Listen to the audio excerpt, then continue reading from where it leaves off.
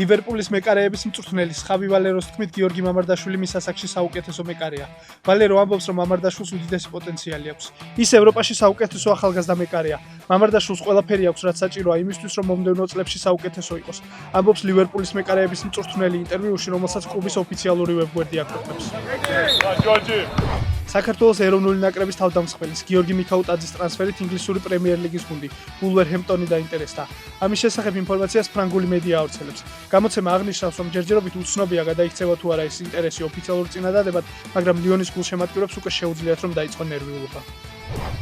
საქართველოს ეროვნული ნაკრების ფეხბურთელმა ზურიკო დავითაშვილმა შესაძლოა ბოლონიაში ითამაშოს. ბოლონია სპორტ ნიუსის ცნობით, ქართველი ფეხბურთელის ტრანსფერზე ხვიჩა კვარაცხელიას გარემოცვა მუშაობს.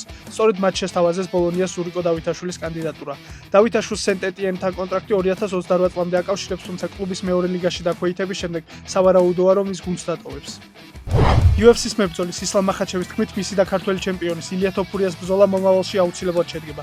მებრძოლი ამბობს, რომ ის და თოფურია პირველი ადგილისთვის იბრძოლებენ. ილია თოფურია UFC-ს ყველა წონის გაერთიანებულ რეიტინგში პირველ ადგილზეა. ამ პოზიციაზე მან სწორედ ისლამ მახაჩევი ჩაანაცვლა, რომელიც ახლა მეორე ადგილს იკავებს.